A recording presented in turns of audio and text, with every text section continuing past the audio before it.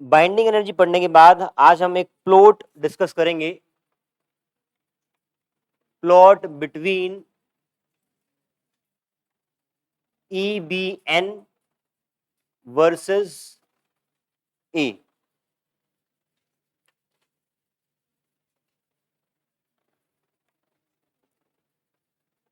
देखें यहां पे EBN क्या है। हाँ जी, आवाज नहीं करेंगे अब। EBN is binding energy per nucleon. Binding energy per nucleon आपका ये रहता है। क्या मतलब हुआ? फॉर एग्जाम्पल मैं कह दूं कि ऑक्सीजन न्यूक्लियस की binding energy 200 million electron volt है। ये जस्ट एग्जांपल के लिए है ना, इफेक्ट नहीं है। किसी भी न्यूक्लियस की, एक्स न्यूक्लियस बोलते हैं आप, तो किसी एक्स न्यूक्लियस की binding energy 200 million electron volt है। इसका मतलब इतनी एनर्जी सप्लाई करनी पड़ेगी to break that nucleus into its constituent nucleons.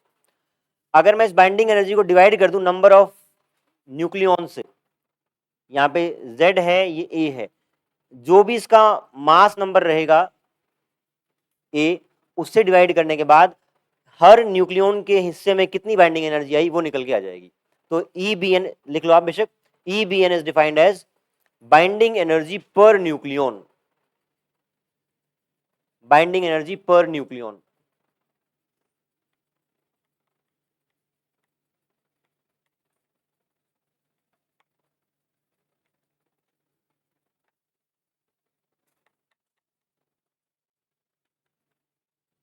और A क्या है? Mass number. इनके बीच में ग्राफ प्लॉट करना है।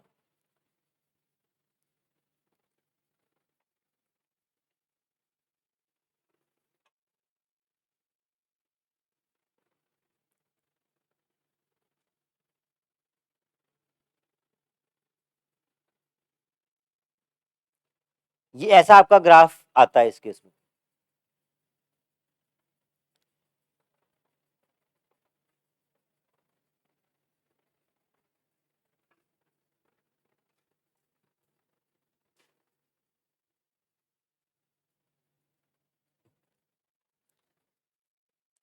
इस ग्राफ के कॉन्टेक्स्ट में कुछ फैक्ट्स पहले लिख लेते हैं, फिर इसको एक्सप्लेन करेंगे क्या मतलब है इसका।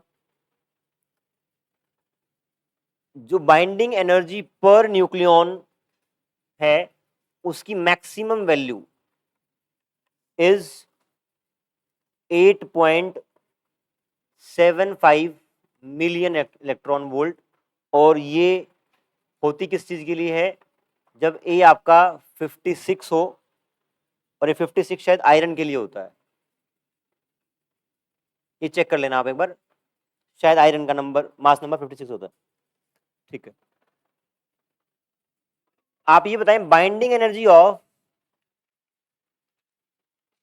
Electron in hydrogen ground state कितनी होती है? क्या बाइंडिंग एनर्जी हम हाइड्रोजन एटम के इलेक्ट्रॉन के लिए डिफाइन कर सकते हैं क्या? जैसे यहां पे बोला था कि न्यूक्लियस को ब्रेक करने के लिए, ऐसे ही इलेक्ट्रॉन को बाहर निकालने के लिए, मतलब आयनाइजेशन एनर्जी कितनी होती है वो? 13.6 इलेक्ट्रॉन वोल्ट। 13.6 electron volt. क्या इन दोनों नंबर्स में बहुत फर्क है क्या? Binding energy per nucleon for nucleus and binding energy of electron in hydrogen atom in ground state 13.6 electron, बहुत बहुत अंतर है इनमें। दो फैक्ट आपको इसका मतलब समझेंगे अभी हम। ठीक है, और इस ग्राफ से हम क्या ऑब्जर्व कर सकते हैं? इस ग्राफ से एक बात और ऑब्जर्व कर सकते हैं।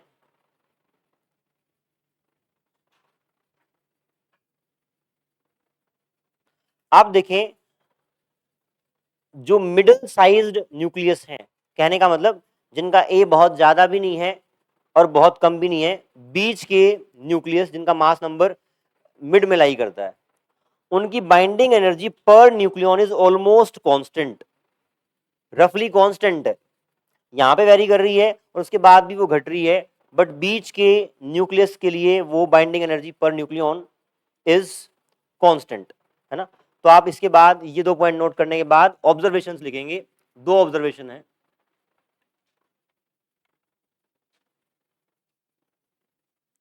बना लें डायग्राम पहले एक बार, ये डायग्राम बना लें और ये दो फैक्ट्स लिख लें, उसके बाद ऑब्जर्वेशन 1 एंड 2 लिखेंगे। ये आपका प्रैक्टिकली आया है एक्सपेरिमेंट कर करके, है ना, कितनी एनर्जी लगी उसको ब्रेक करने। हाँ जी बेटा, हाँ, A इक्वल टू 56 पे ये मैक्सिमम है, नहीं एग्जाम्पल नहीं है, ये फैक्ट है, ये आपका एम्पेरिकल डेटा एक्सपेरिमेंट किया गया है। फॉर एग्जाम्पल अलग अलग न्यूक्लियस को लिया गया और उसको फोड़ के देखा गया कितनी एनर्जी लगती है, तो वो प्लॉट किया गया है।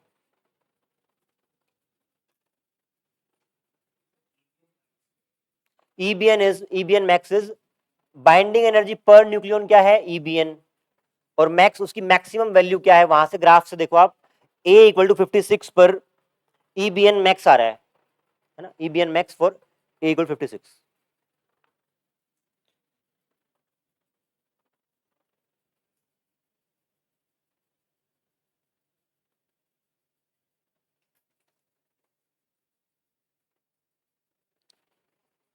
इस ग्राफ को आप एक बार एनसीईआरटी से मैच कर लेंगे, जो इसका एग्जैक्ट शेप है, ज्यादा मतलब यहाँ पे ये डिक्रीज नहीं करता है ना, कई बच्चों ने थोड़ा डिक्रीज ज्यादा कर लिया है, तो इसका जितनी आप कोशिश करोगे बीच वाले पार्ट में ऑलमोस्ट फ्लैट टाइप सा रहे, हल्का सा घटता घटता आए, ज्यादा ना घटे,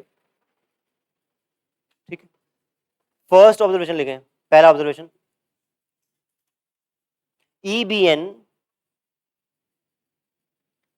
EBN is practically constant,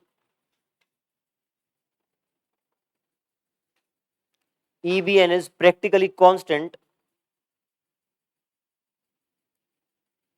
bracket में लिखेंगे, that is practically independent of Z और A, practically independent of Z और A, ब्रैकेट बंद, for nuclei of middle mass number, हाँ जी, नहीं इसी में है, for nuclei of middle mass number,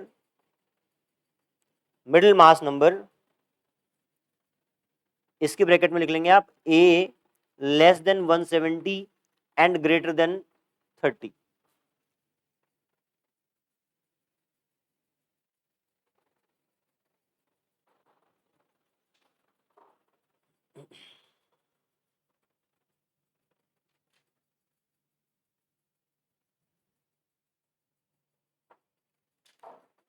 ठीक बात है, तो जिनका मास नंबर मिड में लाई कर रहा है उनके लिए binding energy per nucleon is almost constant, है ना, और वो ए पे डिपेंड नहीं कर रही है, मतलब ए के बढ़ने से उसमें खास अंतर नहीं पड़ रहा है, इट इज ऑलमोस्ट कांस्टेंट, एक कांस्टेंट की तरह जारी, ए पे डिपेंड नहीं कर रही कुल मिलाकर, ठीक है। सेकंड पॉइंट लिखें, second observation, EBN is lower for both light nuclei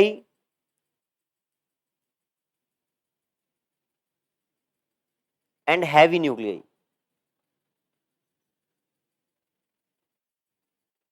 light nuclei के ब्रैकेट में आप लिख सकते हैं A less than 30 and heavy nuclei के ब्रैकेट में A ग्रेटर देन 170।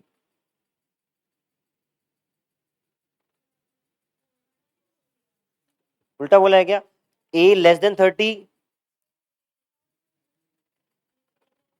अब देखो यहां पे तो ठीक है ना बेटा, ये किस चीज के लिए है, ये इस मिडिल जो आपके साइज न्यूक्लियस हैं उनके लिए binding energy per nucleon remains constant, और लाइटर न्यूक्लियाई माने ए से कम, ए लेस देन 30 के लिए और ए 170 से ज्यादा के लिए, 30 ए 70 के लिए आपकी बाइंडिंग एनर्जी कम रहेगी। क्या करें, नहीं वो एक रफ बस, मतलब उसका ये है कि एक मेन अप वो है आपका आइडिया कि ऑलमोस्ट घट रहा है, एग्जैक्ट पे नहीं जा रहे हम, ठीक है। लोअर तो है ही ना, वो मैं स्टेटमेंट लिखवाया कि लोअर है, तो आपका जो मिडिल साइज है इससे तो लोअर ही है वो सब, ठीक। दो ऑब्जर्वेशन हो गए, इन दो ऑब्जर्वेशन के आप लिखेंगे, अब कंक्लूजन्स क्या निकालेंगे इनसे हम। पहले एक्सपेरिमेंट किया है, एक्सपेरिमेंट से ऑब्जर्वेशंस निकाली हैं और यहां से कंक्लूड करेंगे क्या कंक्लूजन निकलेंगे।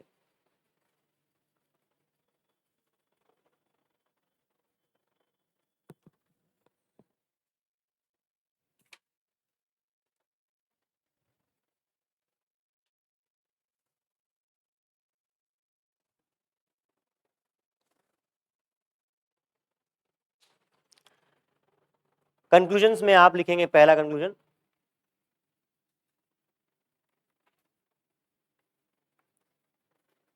जब आपने अंदाजा लगाया कि binding energy per nucleon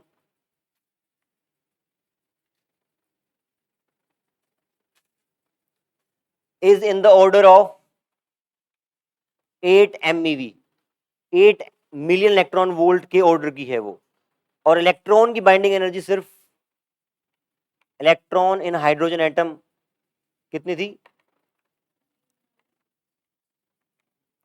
13.6 electron volt. इस बात से आप क्या अंदाजा लगा सकते हैं बताएं, अगर binding energy per nucleon of nucleon is much much higher than binding energy of electron, इस बात से क्या अंदाजा लगाएंगे। हाँ जी, हाँ, इसका मतलब जो न्यूक्लियर फोर्स है it is much more stronger than the electrostatic force. आपके इलेक्ट्रॉन को किसने होल्ड कर रखा है, जो पॉजिटिव चार्ज ऑफ न्यूक्लियस है उसने होल्ड कर रखा है, और यहां पे दो न्यूक्लियॉन्स के बीच की जो फोर्स है वो ज्यादा है, इसलिए आपकी एनर्जी ज्यादा लगेगी। तो दो बातें हो गई, क्या, एक तो न्यूक्लियर फोर्स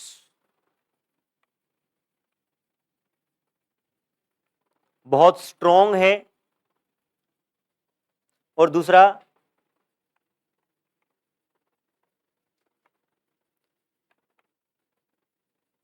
अट्रैक्टिव है। अट्रैक्टिव ना होती तो बाइंडिंग एनर्जी की रिक्वायरमेंट ही नहीं होती, है ना। और दूसरा स्ट्रॉन्ग क्यों है, क्योंकि हमने उसकी बाइंडिंग एनर्जी निकाली तो उससे अंदाजा लगा कि फोर्स बहुत स्ट्रॉन्ग होगी तभी इतनी बाइंडिंग एनर्जी आ रही है। ये फर्स्ट कंक्लूजन है।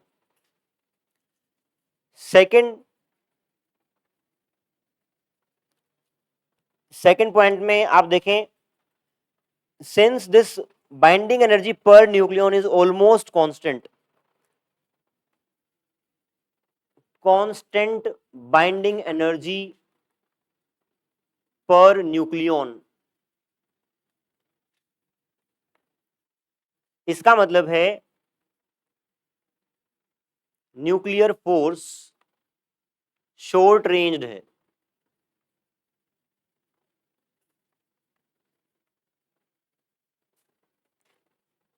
समझें क्या मतलब है, शॉर्ट रेंज है, बहुत दूर तक नहीं लग सकती है।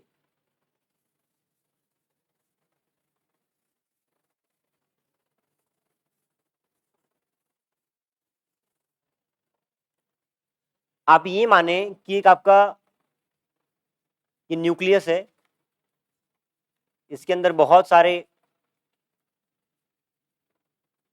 न्यूक्लियॉन्स हैं,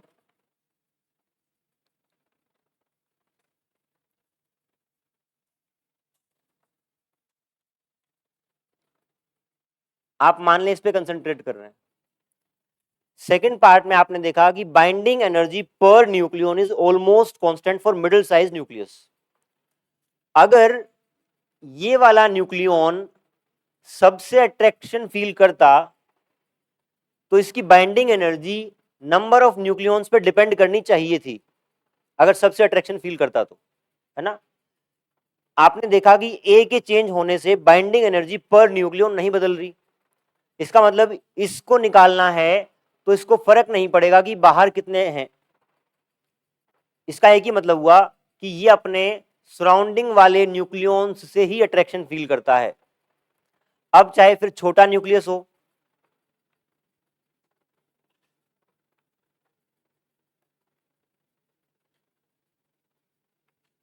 ये बड़ा न्यूक्लियस है छोटा न्यूक्लियस है, छोटे न्यूक्लियस के इस न्यूक्लियन को निकालने के लिए भी बाइंडिंग एनर्जी उतनी ही खर्च करनी पड़ेगी जितनी इसको निकालने में करनी पड़ेगी। क्यों, क्योंकि ये अट्रैक्शन फील अपने सिर्फ सराउंडिंग वाले पार्टिकल से ही करता है। पहले ऑब्जर्वेशन आया है कि binding energy per nucleon constant है, उस बात को एक्सप्लेन करने के लिए बोला गया है कि न्यूक्लियर फोर्स आपकी शॉर्ट रेंज फोर्स है, आपके आसपास के न्यूक्लियॉन्स के बीच में ही लगती है, दूर के न्यूक्लियॉन्स के बीच में नहीं लगती। क्या electrostatic force short range force है क्या? अगर आपके चार्जेस इन्फिनिटी पे भी रखे हो तब भी आपका फोर्स लगता है, k q1 q2 by r square, कम हो जाता है लेकिन लगता है, ठीक है। इलेक्ट्रोस्टैटिक फोर्स आपका शॉर्ट रेंज फोर्स नहीं है। ग्रेविटेशन फोर्स है ना, यहाँ पे सन और अर्थ कितनी दूर है, इनके बीच में भी ग्रेविटेशन फोर्स लगता है। हाँ, घट जाएगा, आर बढ़ने पे घट जाएगा बट रहेगा। तो gravitation and electrostatic force are long range force and nuclear force is short range force. Clear है? लिखें इसको आप। कंक्लूजन ये हो गया, इसको मैं एक्सप्लेन करवा रहा हूं, पूरा एक लिखवा रहा हूं आपको।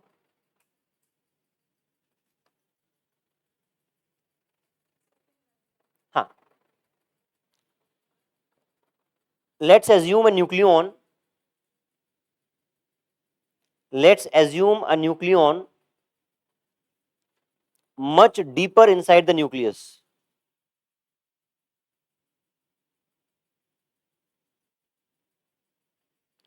Much deeper inside the nucleus. If binding energy of this nucleon, if binding energy of this nucleon depends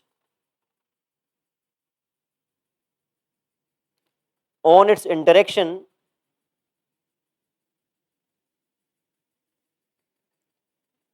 on its interaction with all remaining nucleon, if binding energy of this nucleon depends on its interaction with all remaining nucleon, then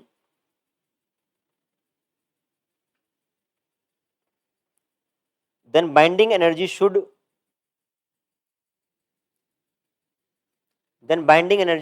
depend on total number of nucleons, total number of nucleons, that is A, that is A, A mass number ना, mass number बताता है आपको कितने nucleons हैं, full stop लगा, but EBN, E subscript में BN, EBN मतलब binding energy per nucleon is independent of A, but EBN is independent of A.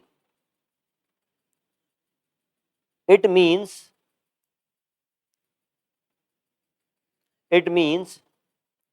nucleon is interacting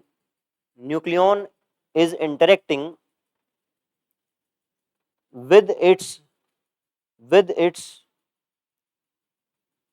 surrounding nucleon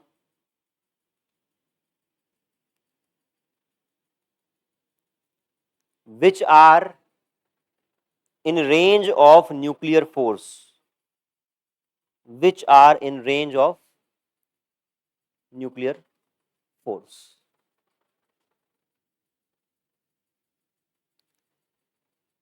clear है? ठीक। अब बताएं, आपने फिजन और फ्यूजन सुन रखा है क्या? फिजन और फ्यूजन बताएं क्या होता है? हाँ जी, हाँ जी। जब एक न्यूक्लियाई दो पार्ट में ब्रेक होता है, दो या ज्यादा, तो उसको बोलते हैं फिजन। और जब दो न्यूक्लियाई आपस में जुड़ के एक बनता है तो उसको बोलते हैं फ्यूजन। फिजन टूटना, फ्यूजन जुड़ना, ठीक है। क्या रीजन होता है, अगर आपने कभी पहले पढ़ा हो तो, फिजन होता ही क्यों है? हाँ जी, टू अचीव स्टेबिलिटी, है ना। आप एक बात देखें इस ग्राफ से जो आपने बनाया, EBN वर्सेस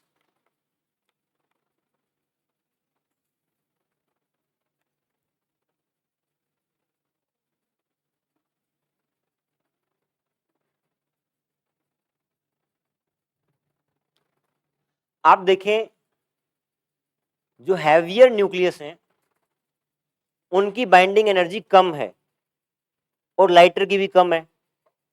तो स्टेबल कौन होगा? जिसकी बाइंडिंग एनर्जी ज्यादा होगी, जिसको तोड़ना मुश्किल हो। मान लो कि यहां पे यूरेनियम आता है, उसका मास नंबर 235 238 इस टाइप का रहता है। तो हायर मास नंबर यूरेनियम का, तो उसके लिए बाइंडिंग एनर्जी कम है। अगर ये दो पार्ट में ब्रेक हो जाए, मान लो कि इसका मास नंबर आप तो जनरल मान लो ए है 240, अगर ये 240 वाला ब्रेक हो जाए 120 एंड 120, दो न्यूक्लियस में ब्रेक हो जाए, न्यूक्लियस में ब्रेक हो जाए 120 और 120 मास नंबर वाले, तो 120 कहीं यहां लाई करेगा, दोनों की बाइंडिंग एनर्जी बढ़ जाएगी। जो दो पार्टिकल्स बनेंगे आपके, उनकी दोनों की बाइंडिंग एनर्जी बढ़ जाएगी। तो टूटने पे बाइंडिंग एनर्जी बढ़ रही है, इसलिए वो टूटता है टू अचीव स्टेबिलिटी।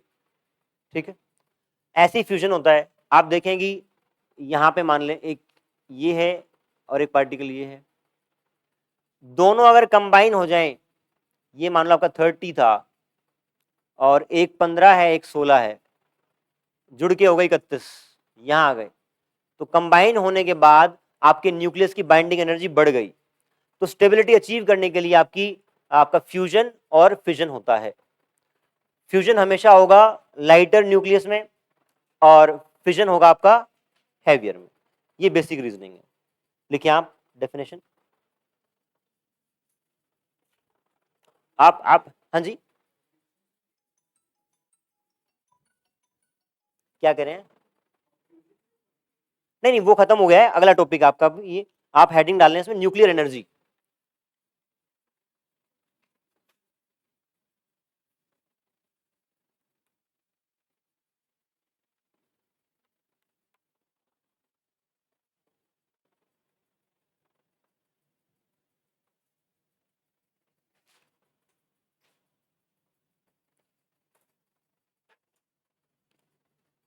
हाँ जी, लिखे आप एक बार।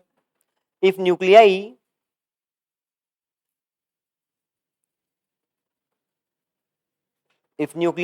with less total binding energy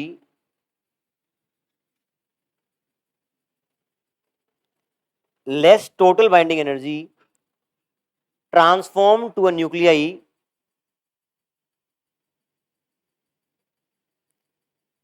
with greater binding energy transform into nuclei with greater binding energy,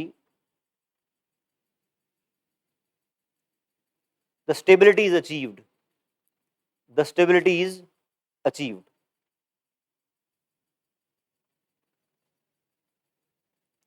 फिर आप फर्स्ट हेडिंग डाल लें फ्यूजन, मतलब इसी का सब part, fusion.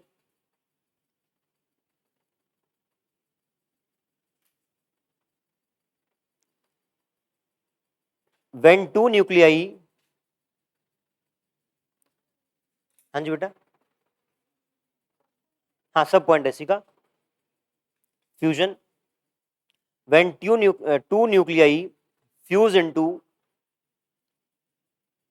a heavier nuclei, when two nuclei fuse into a heavier nuclei, process is called fusion. Process is called fusion. Second sub point, fission.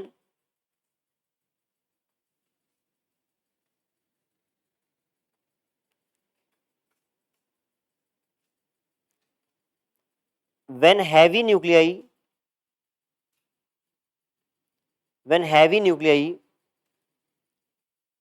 decays into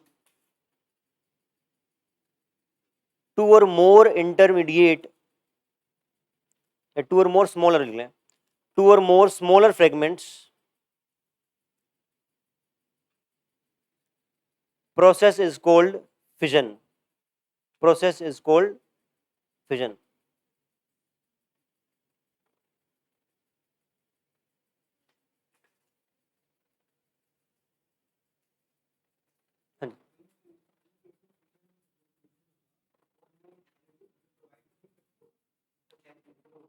हाँ, आप इसके बाद दोनों लिख रहे हैं, मैं बोलता हूँ पॉइंट। जब भी आपका फ्यूजन होगा, फिजन होगा, तो एनर्जी आपको मिलेगी, रिलीज होगी। क्या? नहीं, आपको इंड्यूस करना पड़ता है, वो हम पढ़ेंगे अभी। जैसे आपका फिजन है जो, वो आपको इंड्यूस करना पड़ता है एक एक्स्ट्रा एनवायरनमेंट क्रिएट करके, पर एनर्जी रिलीज होती है। आप एक नोट बना लें इसके नीचे, क्या एक नोट लिख लें, note. net energy is released in both fission and fusion. Fission और फ्यूजन में आपकी नेट एनर्जी रिलीज होती है.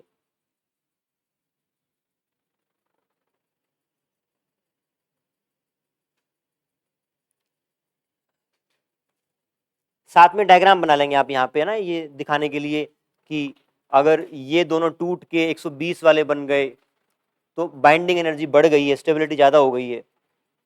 और यहाँ पे दोनों जुड़ के ऐसे आप लिख के ऐसे एरो कर लेंगे कि ये आपका क्या है, फ्यूजन हो रहा है. और यहाँ पे ये दो में टूट गया है, फिजन हो रहा है. दोनों ही केस में आपकी बाइंडिंग एनर्जी बढ़ रही है, स्टेबिलिटी अचीव हो रही है. हाँ जी.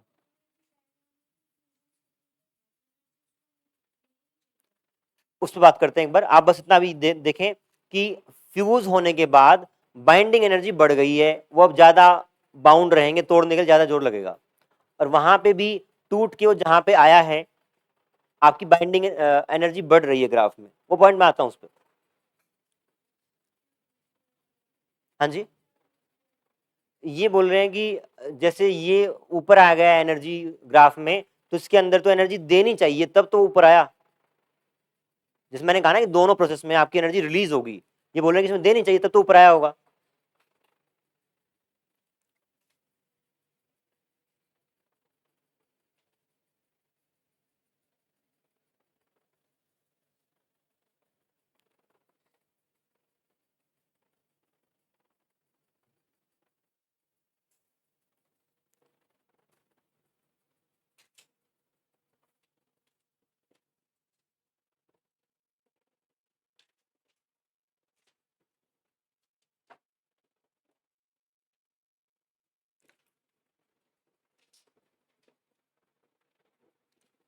हाँ जी, आगे बढ़े. देखिए आप एक बार, ए प्लस बी, दो न्यूक्लियस आपके फ्यूज हो गए, एक बन गया. अगर इस सी न्यूक्लियस की का मास इन दोनों के मास को ऐड करके उसका मास अगर कम हो तो क्या एनर्जी रिलीज होगी कि देनी पड़ेगी? रिलीज होगी, क्योंकि आपको मास और एनर्जी बैलेंस करनी है. अगर मास कम हो गया तो इसका मतलब यहाँ पे ऐड करना पड़ेगा एनर्जी को. तो आपका जो फ्यूजन हुआ है, फ्यूजन में भी mass of C is greater than mass of A plus B, therefore net energy is released. ठीक है. और अगर इसका उल्टा हो तब भी ऐसा ही होता है. D goes to E plus F, fission हो रहा है. फिजन में इनका मास अब भी कम रहता है, मतलब इवन फिजन होने के बाद उन दोनों का टोटल मास जो है M E plus M F, अगर एनर्जी रिलीज होनी है तो उसका कम होना पड़ेगा ना. यहां मैंने क्या उल्टा लिख दिया क्या? ऐसा रहेगा. जो बना है उसका मास कम होगा तब तो एनर्जी रिलीज होगी ना. ये वाला मास कम होगा. Similarly M E plus M F का combined mass is lesser than M D, तो आपकी नेट एनर्जी यहां भी रिलीज होगी.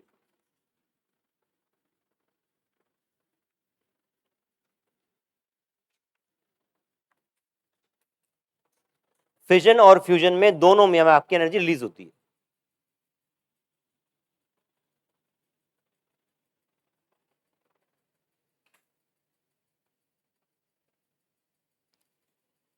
आ रहा था, बात क्लियर हुई?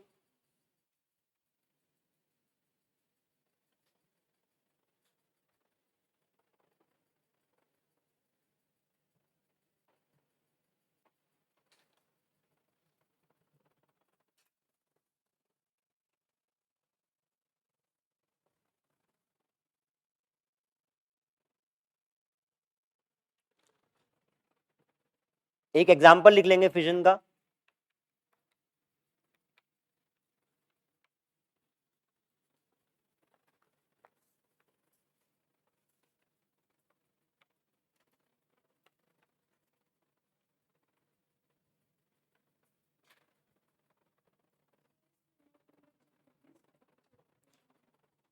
दोनों में रिलीज हुई है, बताएं कहाँ। हाँ जी, क्योंकि दोनों में प्रोडक्ट साइड का मास कम है।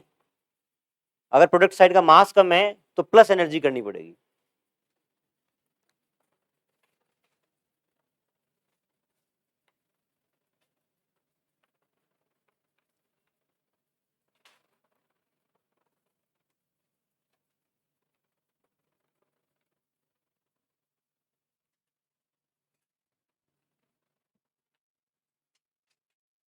ये आपका एग्जाम्पल है फिजन का, फेमस एग्जाम्पल है। जब भी अगर बोर्ड में कहीं पे आपसे पूछ ले फिजन की डेफिनेशन लिखो, तो आप डिफाइन करोगे और साथ में एक एग्जाम्पल कोट करोगे, एग्जैक्ट एग्जाम्पल।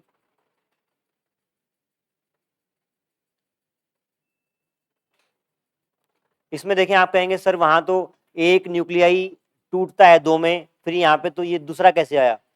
ये न्यूट्रॉन है, पहली बात क्या है, ये न्यूट्रॉन है। न्यूट्रॉन में सिंबल्स का मतलब क्या होता है, जब भी किसी के नीचे आप यहां नंबर लिखते हैं, उसका नंबर मतलब होता है प्रोटॉन नंबर। तो प्रोटॉन नंबर 0 है न्यूट्रॉन का, है ना, और मास नंबर 1 है, न्यूट्रॉन का मास नंबर 1 है, ठीक है। तो इसलिए 0 1 उसका मतलब है ये न्यूट्रॉन है। एक न्यूट्रॉन को हिट कराया गया है यूरेनियम के न्यूक्लियस पे। यूरेनियम अपने आप में अनस्टेबल था। जैसे अभी आपने पूछा कि कुछ अपने आप होता है कि वो कुछ और करना पड़ता है, तो यहाँ पे फॉर एग्जाम्पल एक आपने न्यूट्रॉन को हिट किया है, इंड्यूस किया है उसको, वो आपका अनस्टेबल था बट इंतजार कर रहा था कोई उसको आगे तोड़ दे, तो न्यूट्रॉन ने आगे उसको तोड़ दिया, वो दो मेन पार्ट्स में ब्रेक हो गया और साइड में आपके 4 न्यूट्रॉन्स और निकल गए, ठीक है। इसके नीचे आप एक लिख लें, या तो एक लाइन लिख लें, it is neutron induced fission reaction.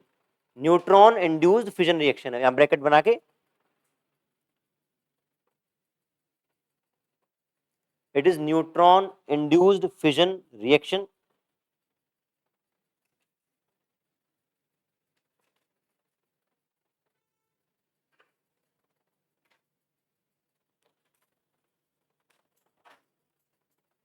एक लाइन और लिखें इसके नीचे, when one uranium nucleus undergoes fission, when one uranium nucleus undergoes fission reaction, comma,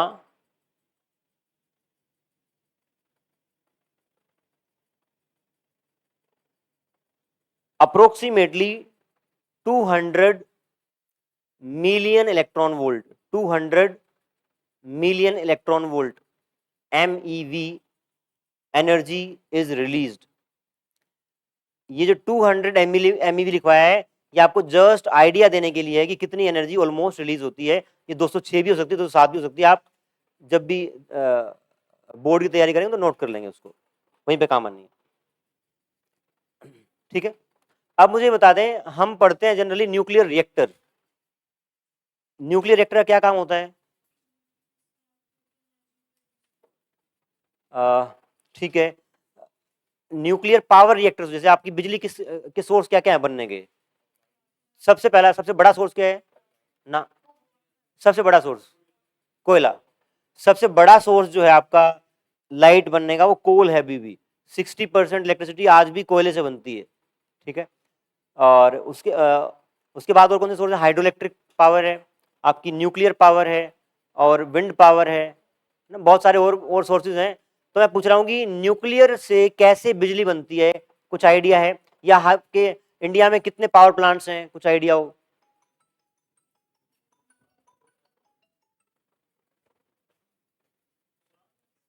हाँ, जब आप मैंने भी, जब मैं जीके पढ़ते थे तो 7 थे, अब शायद बढ़ गए हैं, है ना, वो आप काउंट कर लेना कितने हैं। अब तो शायद हिसार में भी एक, गोरखपुर में अभी वो हुआ है, प्लान्ड है, गोरखपुर गांव है हिसार के आसपास, वहाँ पे न्यूक्लियर पावर प्लांट बन रहा है। न्यूक्लियर पावर प्लांट की जनरली हमारे पास टेक्नोलॉजी नहीं है, हम इम्पोर्ट ही करते हैं, सब कुछ बाहर वाले आके लगा के जाते हैं, हम सिर्फ उसको चक्का घुमाते हैं, टरबाइन घुमाते हैं। बहुत सारी चीजें इंडिया में नहीं बनती हैं, है ना, इलेक्ट्रॉनिक्स का सामान बिल्कुल नहीं बनता है, पता है आपको, मतलब zero manufacturing, almost zero manufacturing हमारी।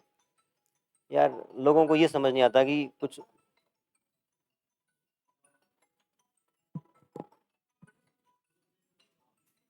इतना ही करें, आज टाइम भी हो गया है। ठीक है, थैंक यू।